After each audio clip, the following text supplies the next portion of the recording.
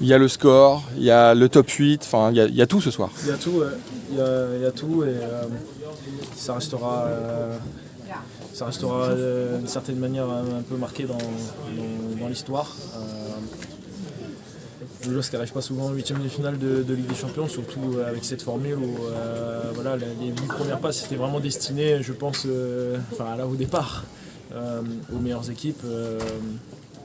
Je pense que du coup, dans cette phase, on a montré qu'on était l'une des 8 meilleures. Donc, c'est franchement avec tous les absents, les blessures, le fait qu'on soit aussi compétitif sur tous les tableaux, faut souligner, c'est remarquable. Lucas, tu avais dit après Liverpool, j'ai regardé le tableau, la config, a priori même si on gagne, ça va être compliqué pour le top 8. Tu t'es trompé. Voilà, écoutez, comme tout le monde, en fait, je pense que depuis le début de la campagne, tout le monde se trompe en fait. Que ce soit vous, que ce soit moi, que ce soit les supporters, en fait, tout le monde donne des pronostics et au final ça se passe jamais comme ça. Je regardais encore les résultats tout à l'heure, c'est lunaire. Il y a des Milan qui perdent à Zagreb, des Liverpool qui vont perdre à Eindhoven. Mais ça prouve que la formule est, franchement, je pense que tout le monde se régale un peu. On était un peu sceptiques au début. Et oui, on est content de m'être trompé. Mais si on revient au mois d'août, début septembre, vous y croyez? Vous pensiez que vous alliez arriver dans le top 7 européen? Franchement, à la base, quand il y a eu le tirage, on se dit pas top 8. On se dit on va essayer d'aller chercher les barrages, quoi, parce que c'est jusque 24. Bon, voilà, on savait qu'avec 2-3 victoires, on pouvait coller le truc. Mais en fait, l'ambition est montée au fur et à mesure. Et en fait, on se surprend aussi soi-même parce qu'on voit qu'on a un regain d'énergie à chaque fois, qu'il y a un supplément. Et c'est ça, et c'est vraiment une sensation très très agréable de sentir que même à un moment donné où ça peut paraître un peu compliqué, et en fait on s'en sort. Et comme je l'ai dit aux médias juste avant, faut se rendre compte aussi de la situation le 19 mai ici, quand Nice climatise le stade et qu'on se dit que voilà, ça passe à la trappe et au final c'est un mal pour un bien et puis on est là où on est aujourd'hui en fait. Lucas, est-ce que tu peux nous décrire l'émotion sur le terrain au coup de sifflet final puis dans le vestiaire?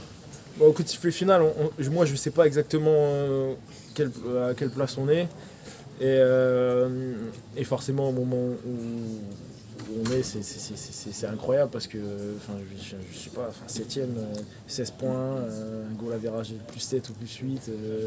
Il faut voir en plus le tirage qu'on avait. Franchement, il y a des équipes, elles ont des tirages qui étaient abordables. Ils avaient une grosse équipe, nous on n'avait que des gros là, Feyenoord, juste avant de venir chez nous, ils éclatent le Bayern 3-0 chez eux. Voilà, c'est incroyable. Donc oui, un peu un sentiment incroyable de mettre ce club-là en 8ème dans cette formule et puis surtout ça va jouer sur notre calendrier en fait, c'est-à-dire que ça nous enlève 2 matchs en février sur 2 semaines et la fraîcheur il en faut et comme ça on pourra arriver avec plus d'énergie pour essayer de recréer l'exploit en fait au final. Une dernière, c'est bon pour vous? Avec dans le vestiaire. Émotion dans le vestiaire, écoutez, j'ai rarement vu ça, hein, ça gueule, hein. ça crie. En fait, on a toujours l'habitude, comme on rejoue très rapidement, on rejoue samedi, mais en fait, voilà, c'est la première fois que le coach lui dit au président, franchement, j'ai pas envie de parler de ce week-end, profitez les mecs, parce que ça arrive pas tous les jours et on s'en rendra compte de ce qu'on a fait, peut-être dans quelques années. La clé de votre réussite, c'est le turnover sur cette Ligue des Champions? Turnover, j'ai envie de dire qu'en fait on a un groupe où peu importe le 11 qui est mis, les mecs qui rentrent en Ligue des Champions, on sent pas une faiblesse en fait à chaque poste où il est changé. Tous les mecs répondent présents, il y a une fluidité.